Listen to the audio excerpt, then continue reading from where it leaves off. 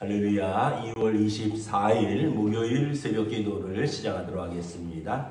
사도신경으로 우리의 신앙을 고백하시겠습니다. 나는 전능하신 아버지 하나님 천지의 창조주를 믿습니다. 나는 그의 유일하신 아들 우리 주 예수 그리스도를 믿습니다. 그는 성령으로 잉태되어 동정녀 마리아에게서 나시고 본디오 빌라도에게 고난을 받아 십자가에 못 박혀 죽으시고 장사된 지 사흘 만에 죽은 자 가운데서 다시 살아나셨으며 하늘에 오르시어 전능하신 아버지 하나님 우편에 앉아 계시다가 거기로부터 살아있는 자와 죽은 자를 심판하러 오십니다. 나는 성령을 믿으며 거룩한 공교회와 성도의 교제와 죄를 용서받는 것과 몸의 부활과 영생을 믿습니다. 아멘. 찬송가 528장 찬양하시겠습니다. 찬송가 528장입니다.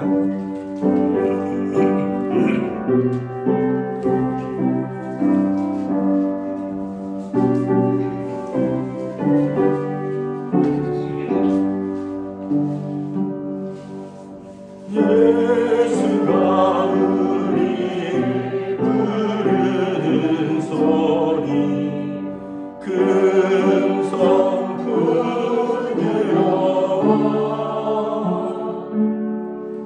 문 앞에 나와서 사명을 모여 우리를 기다리네.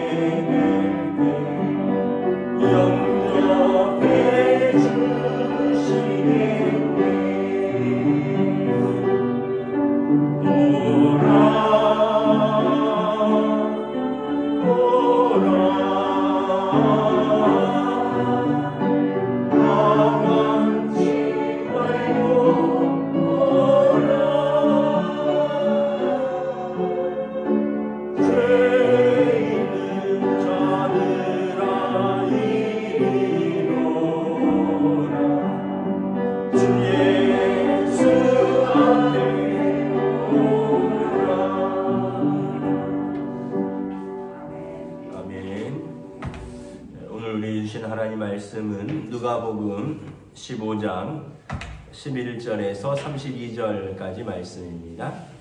누가복음 15장 11절에서 32절까지 말씀입니다. 다 찾으신 줄 알고 저와 여러분들이 한 절씩 교도하겠습니다. 또 이르시되 어떤 사람에게 두 아들이 있는데 그 둘째가 아버지에게 말하되 아버지여 제산 중에서 내게 돌아올 분깃을 내게 주소서 하는지라. 아버지가 그 살림을 각각 나누어 주었더니 그 후 며칠이 안 되어 둘째 아들이 재물을 다 모아가지고 먼 나라에 가 거기서 허랑방탕하여 그 재산을 낭비하더니 아홉세 그 나라에 크게 흉년이 들어 그가 비로소 궁핍한지라. 가서 그 나라 백성 중 한 사람에게 붙여 사니 그가 그를 들로 보내어 돼지를 치게 하였는데 그가 돼지 먹는 주역 열매로 배를 채우고자 하되 주는 자가 없는지라. 이에 스스로 돌이켜 이르되 내 아버지에게는 양식이 풍족한 품꾼이 얼마나 많은가. 나는 여기서 줄여 죽는구나. 내가 일어나 아버지께 가서 이르기를 아버지 내가 하늘과 아버지께 죄를 지었사오니 지금부터는 아버지의 아들이라 일컬음을 감당하지 못하겠나이다. 나를 품꾼의 하나로 보소서 하리라 하고 이에 일어나서 아버지께로 돌아가니라.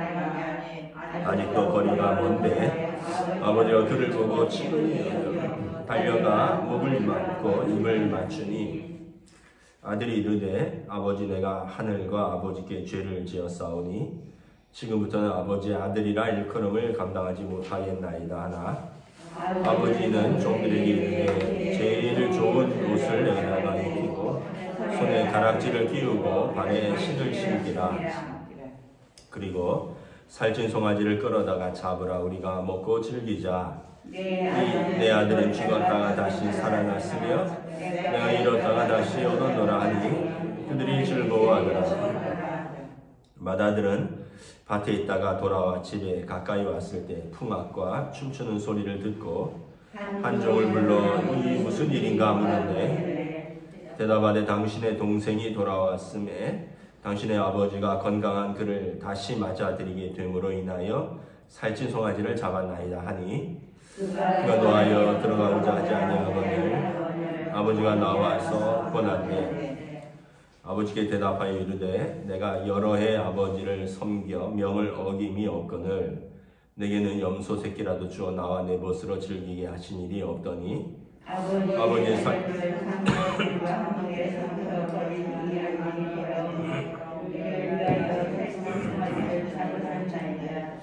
아버지가 이르되 예 너는 항상 나와 함께 있으니 내 것이 다 내 것이로되 이 내 동생은 죽었다가 다시 살아났으니 내가 잃었다가 얻었기로 우리가 즐거워하고 기뻐하는 것이 마땅하다 아니라. 아멘. 할렐루야. 오늘 또 새날이 시작되었습니다. 주님 주신 은혜와 평강이 가득한 복된 날 되시기 축복합니다. 어제 오늘 본문은 잃어버린 양, 잃어버린 돈, 잃어버린 아들에 관한 이야기입니다. 오늘은 그 유명한 탕자의 비유, 잃어버린 아들에 관한 이야기입니다. 어떤 사람에게 두 아들이 있었는데 큰아들은 모범생이었던 것 같아요. 아버지 말씀 잘 듣고 일 열심히 하고, 둘째 아들은 좀 다분히 좀 기질적으로 노는 걸 좋아하고 그래서 늘 아버지의 아마 근심이었던 것 같습니다. 근데 오늘 본문에 보면 이제 어느 날 둘째가 아버지에게 말하되 아버지여 재산 중에서 내게 돌아올 분깃을 내게 주소서. 유산은 부모님이 돌아가실 때 나눠주는 건데 이 얘기는 뭐냐면 아버지 돌아가실 거 미리 주세요. 아버지 일찍 돌아가시라는 뭐 얘기로 들릴 수도 있는 거죠. 이 아들은 어쩌면 좀 불효자인 거죠. 그래서 자꾸 보채니까 자식 이기는 부모가 어디 있습니까? 그러니까 아버지가 살림을 나눠주었더니 그 후 며칠이 안 돼서 둘째 아들이 재물을 다 모아가지고 먼 나라로 가서 거기서 허랑방탕하며 그 재산을 낭비했다라고 기록하고 있습니다. 둘째 아들은 이제 자기 애의 사람이죠. 자기를 사랑하고 자기를 즐겁게 하는 것이 최우선입니다. 뭐 아버지, 형, 뭐 그런 마음, 아버지의 마음, 뭐 형의 입장 이런 거 개의치 않습니다. 그냥 내가 즐거운 게 최고인 사람이죠. 그래서 자신의 즐거움이 삶의 우선순위인데 그 결과는 어떻게 되었느냐? 돈 떨어지고 그 나라에 크게 흉년이 들어서 그가 비로소 궁핍한지라. 이제 아버지의 집을 떠나서 궁핍함을 경험하게 되는 것입니다. 서양 속담에 no money, no honey라는 말이 있는데 돈 떨어지면 달콤함도 없다 이런 말인데 지금 둘째 아들이 지금 그런 형편이 된 것이죠. 이제 그가 처음 직면한 것은 뭐냐면 육신의 기근입니다. 그가 흉년이 들어서 돈도 떨어졌고 먹을 것이 없어서 가서 그 나라 백성 중 한 사람에게 붙여 사니 그가 그를 들로 보내어 돼지를 치게 하였는데 아버지 집에서 해보지 않은 아주 유대인들에게 돼지는 부정한 동물입니다. 부정한 동물을 치는 아주 하찮은 일, 허드렛 일을 하게 된 것입니다. 유대인들은 돼지 자체를 키우질 않죠. 양이나 염소나 소를 키우지 돼지는 부정하다 해서 키우지도 않고 먹지도 않는데 이방인의 나라에 가서 이 돼지를 키우는, 여러분 돼지 우리 보셨죠? 뭐 어렸을 때 저는 많이 봤는데 정말 돼지 더럽습니다. 돼지 우리에 큰 돼지 2마리가 사는 걸 봤는데 참 더럽더라고요. 근데 돼지는 아마 그게 아마 습성인 것 같아요. 그래서 거기서 뒹굴고 또 먹고 그러니까 유대인들이 볼 때 부정한 짐승인 건데 그 일을 하는 거죠. 가장 밑바닥까지 떨어지는 겁니다. 이제 두 번째는 이제 정신적 기근을 맞이합니다. 그가 돼지 주염 열매로 배를 채우고자 하되 주는 자가 없는지라. 그 많은 친구들이 다 떠난 거예요. 돈 있을 때는 뭐 친구도 많았고 뭐 여자친구도 많았고 또 그런데 부족한 것이 없을 때는 옆에 사람이 많았는데 돈 떨어지니까 염려해 주는 사람도 없고 밥 챙겨주는 사람도 없고 친구들이 다 떠난 거죠. 육신의 기근도 서럽지만 더 서러운 거는 정신적 기근이죠. 주변에 사람들이 다 나를 외면할 때 정말 힘든 거죠. 그러면서 둘째 아들이 마음이 가난해지기 시작합니다. 마음이 가난해진다는 것은 좋은 것입니다. 왜냐하면 자기 자신을 돌아볼 수 있는 시간이 되기 때문에 그렇습니다. 17절에 이에 스스로 돌이켜 자신을 돌아본 거죠. 육신이 가난해지고 마음이 가난해지니까 자신을 돌아보는 시간을 갖는 거죠. 모든 것이 부여할 때는, 모든 것이 주어졌을 때는 돌이켜볼 시간이 없는데 스스로 돌이켜. 영어 성경에 보면 when he came to his sense 이렇게 되어 있습니다. 그 자신에게로 그가 돌아온 것입니다. 그리고 그가 현실을 깨닫고 아버지 집을 그리워하기 시작합니다. 내 아버지 집에는 양식이 풍족한 품꾼이 얼마나 많은가. 나는 여기서 줄여 죽는구나. 자기 성찰이 일어나고 자기 문제는 무엇이냐면 아버지의 집을 떠난 것이라는 것을 알게 되는 것이죠. 내 아버지 집에는 양식이 부족한 품꾼이 없는데 우리 아버지 집에는 좋은 아버지고 좋은 주인이기 때문에 품꾼들도 풍족한데 나는 여기서 줄여 죽는구나. 그러면서 자기의 문제를 깨닫게 되는 거죠. 자기의 문제는 사랑하는 아버지의 집을 떠난 것이고 자기 문제를 깨닫는 것이 회개의 시작입니다. 내가 이렇게 살면 안 되는구나. 그러면서 자신의 죄를 인식하고 마음을 바꿔먹는 것이 회개의 첫 번째 단계죠. 그래서 내가 이제 아버지한테 가겠다. 아버지한테 돌아가겠다. 가서 아버지에게 나의 죄를 고백하겠다는 거죠. 내가 하늘과 아버지 앞에 죄를 지었습니다. 이게 회개의 첫 번째 단계입니다. 마음을 바꿔먹는 거죠. 자신이 죄인임을 알고 그러려면 자존심도 버려야 되는 거죠. 그래서 여러분 우리가 어떻게 보면 이렇게 여러 가지로 무너지는 것이 또 반드시 나쁜 것만은 아닙니다. 무너지는 것이 좋은 것은 아니지만 그럼으로 인해서 자신을 정확하게 볼 수 있고 또 하나님 앞에 온전히 돌아갈 수 있다면 또 그것을 바탕으로 새롭게 시작할 수 있는 것이죠. 두 번째는 회개의 두 번째는 결단입니다. 첫 번째는 마음을 바꿔먹는 것이라 그랬죠. 아버지에게 가서 죄를 고백하는 것. 그래서 19절에 내가 지금부터는 아버지 아들이라 일컬음을 감당하지 못하겠나이다. 나를 품꾼의 하나로 보소서. 그리고 이에 일어나서 이제 회개의 두 번째 단계 결단입니다. 일어나서 돌아가는 것이 진짜 회개입니다. 마음까지 먹어서 그 다음에 결단까지 나아가야 되는 거죠. 그래서 회개는 유턴이라고 그러잖아요. 돌아가는 것입니다. 돌아가는 것. 일어나서 아버지께로 돌아가니라. 이제 그가 회개한 거죠. 갔더니 아버지가 기다리고 있었어요.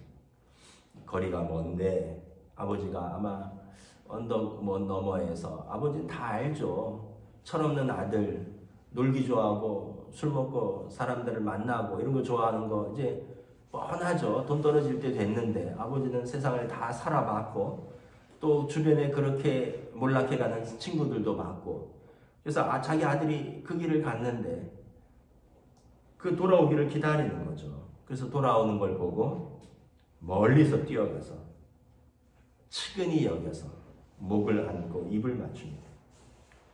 아들이 고백합니다.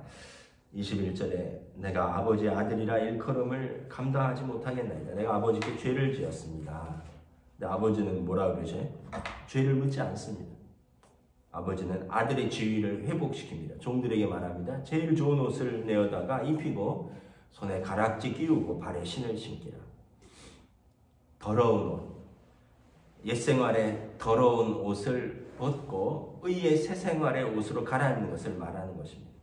손에 가락지를 끼고 다시 언약을 회복시키는 것입니다. 아버지와 아들의 언약을 다시 회복시키는 것입니다. 발에 신을 신기라 새로운 출발을 하는 것입니다. 그리고 살찐 송아리를 끌어다가 잡으라. 우리가 먹고 즐기자. 왜냐하면 내 아들은 죽었다가 다시 살아났으며 내가 잃었다가 다시 얻었노라. 이것이 아버지의 마음이라는 거죠. 아버지의 마음은 잃었던 아들을 얻은 것으로 족한 것입니다. 아들의 과거를 묻고 추궁하고 벌을 주는 것이 아버지의 마음이 아니에요. 아버지는 그가 깨닫고 돌아왔으면 된 것입니다. 근데 아버지의 마음과 맏아들의 마음이 달라요. 맏아들은 밭에 있다가 돌아와서 가까이 왔는데 집에 무슨 풍악 소리가 들리고 고기 냄새가 나고 하니까 종을 불러서 묻습니다. 그랬더니 종이 27절에 당신의 동생이 아버지 돌아왔으면 당신의 아버지가 건강하게 돌아온 그를 맞이함으로 인하여 기뻐해서 살찐 송아지를 잡았나이다. 그러니까 아버지는 건강하게 돌아오기만 한 그 아들을 그대로 받은 것인데 형의 마음은 달라요. 그러니까 이게 우리가 볼 때 부모의 마음과 형제의 마음은 다른 것 같습니다. 형제는 수평적이고요. 부모는 수직적입니다. 부모는 한량없는 사랑, 아들에 대해서 그 초라한 모습으로 돌아올 때 긍휼히 여기고 불쌍히 여기서 그를 끌어안고 목을 맞췄잖아요. 그런데 형은 건강하게 돌아왔다는데 기분이 나쁜 거죠. 그래갖고 죄값을 치러야지 무슨 잔치는 무슨 잔치냐. 27절에 노하여 분노합니다. 그래서 나는 여기에 참여하지 않겠다. 나는 내 동생 보지 않겠다. 동생도 아니다. 그리고 아버지한테 항의합니다. 아버지가 왜 같이 식사하지 않냐? 왜 잔치에 참여하지 않느냐? 그러니까 아버지에게 대답합니다. 29절에 내가 여러 해 아버지를 섬겨 명을 어김이 없거늘 내게는 염소 새끼라도 주어 나와 내 벗으로 즐기게 하신 일이 없더니. 큰아들은 자기 의의 상징입니다. 둘째 아들이 자기 애의 상징이잖아요. 자기를 사랑하고 자기를 즐겁게 하는 것이 최선이었다면 큰아들은 자기가 의롭고 그것이 그의 자부심입니다. 그러면서 자기 의로 아버지를 나쁜 아버지를 만들어요. 아버지 언제 내게 염소 새끼라도 주어서 나와 내 벗으로 즐기게 하신 일이 있습니까? 아마 거짓말일 거예요. 아버지가 왜 큰아들에게 염소 새끼 하나도 준 적이 없습니까? 단지 허랑방탕하게 돌아온 작은 아들에게 큰 소를 잡아서 이렇게 크게 환대하는 걸 보고 화가 나서 아버지를 나쁜 아버지를 만드는 거죠. 자기는 의롭고 동생은 나쁜 동생이고 아버지는 야박한 아버지고 자기만 옳은 거죠. 그러면서 30절에 아버지의 살림을 창녀들과 함께 삼켜버린 이 아들이 돌아오며 이를 위하여 살찐 송아지를 잡으셨나이다. 아버지가 왜 모르겠어요? 아버지 살림을 창기들과 함께 술 먹고 여인들과 허랑방탕하게 놀다가 다 탕진한 거 아버지가 왜 모르겠어요? 근데 형은 용납이 안 되는 거죠. 이게 형제의 마음이고요. 아버지는 이걸 덮는 거죠. 아버지는 알지만 덮고 묻지 않고 그러면서 형을 오히려 위로합니다. 31절에 얘 너는 항상 나와 인기 있으니 내 것이 다 내 것이다. 야, 동생 거는 이미 받아갔으니 내 거 다 너 것인데 마음 풀어라. 내 동생은 죽었다가 살아났으며 내가 잃었다가 얻었기로 우리가 기뻐하고 즐거워하는 것이 마땅하다. 아버지인 내 입장에서는 또 아들 다시 얻은 것만 해도 감사하다. 내 재산은 이제 너 몫이니까 너는 이것으로 네 것이 있으니 즐거워하자 함께 이렇게 이야기를 하는 거죠. 그래서 우리가 흔히 하는 말대로 둘째 아들은 집 밖의 탕자고 큰아들은 집안의 탕자다 이런 말씀을 하죠. 사실은 뭐 큰아들이 잘못한 건 없는데 아버지의 마음, 아버지의 사랑을 담을 그릇이 안 되는 거죠. 이 비유는 이제 유대인들 중에서 바리새인들과 서기관들 이런 사람들이 큰아들입니다. 그리고 세리와 창기들, 뭐 유대인들 중에 죄인이라고 생각되는 사람, 이 사람들이 작은 아들이 큰아들이란 바리새인들과 서기관들은 예수님이 그들과 어울리는 게 못마땅한 거예요. 고상하게 자기들과 어울려야 되는데 그들과 먹고 마시고 그들에게 가르침을 주고 이게 못마땅한 거죠. 더 나아가서 둘째 아들은 이방인입니다. 유대인들 외에 약속 언약의 밖에 있는 이방인들이고 큰아들은 먼저 부름을 받고 그리고 율법을 받고 율법대로 산다고 생각하는 유대인들입니다. 그런데 하나님 아버지는 이방인까지 구원하시는 모든 백성을 모든 자녀를 구원하시는 하나님 아버지. 근데 유대인들은 우리 외에는 구원이 없다. 선민의식이 있는 거죠. 이것을 예수님께서 비유로 말씀하신 것입니다. 우리가 두 가지를 생각해야 될 것 같습니다. 첫째는 아버지의 마음을 좀 알면 우리 신앙생활이 좀 우리 삶이 좀 풍성해질 수 있다. 큰아들의 마음으로 살면 모든 게 각박해집니다. 자기중심적으로 자기의 난 잘못한 게 없고 나는 항상 옳고 나는 잘하고 있고 그래서 동생은 잘못했고 아버지도 이게 마음에 안 들고 뭐 그러니까 뭐 종들은 마음에 들겠어요? 뭐 그런 마음으로 사는데 뭐 자기 부인은 마음에 들겠어요? 자기 자식은 마음에 들겠어요?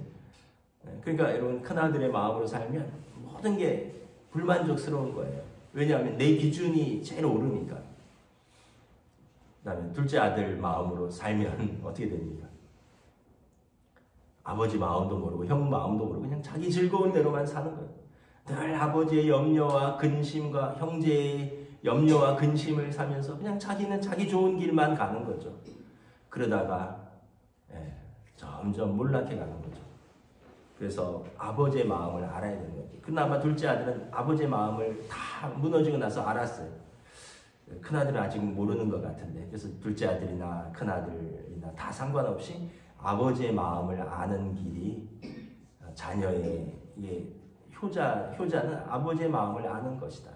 아버지의 마음을 알면 우리 삶이 풍성해진다. 두 번째는 우리가 이렇게 관용하고 용납할 수 있는 어떤 형제 간에도 관용하고 용납할 수 있는 그런 마음들. 그래서 형제 간은 경쟁하는 관계입니다.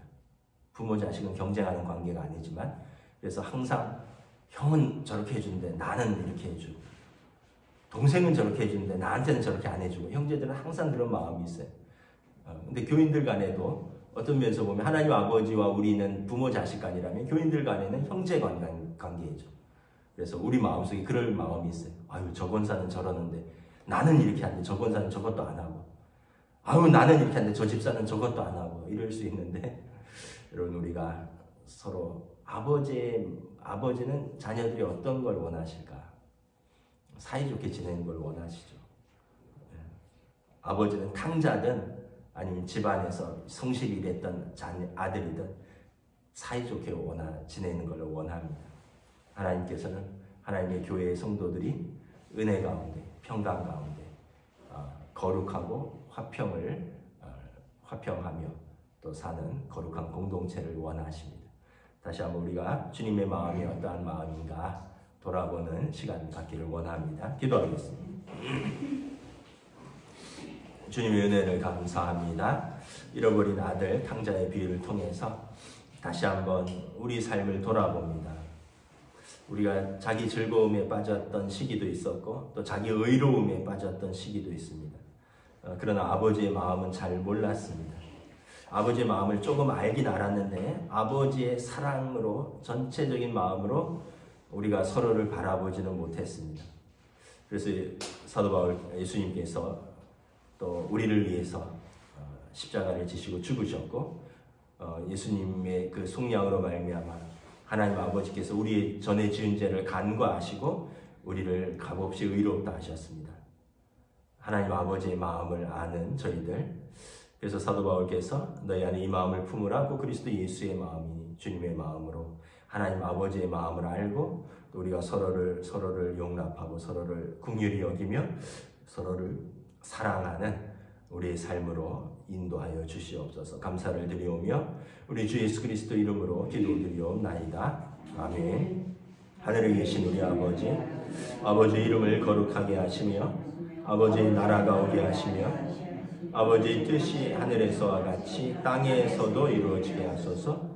오늘 우리 일용할 양식을 주시고 우리가 우리에게 잘못한 사람을 용서해 준 것 같이 우리 죄를 용서해 주시고 우리를 시험에 빠지지 않게 하시고 악에서 구하소서. 나라와 권능과 영광이 영원히 아버지의 것입니다. 아멘.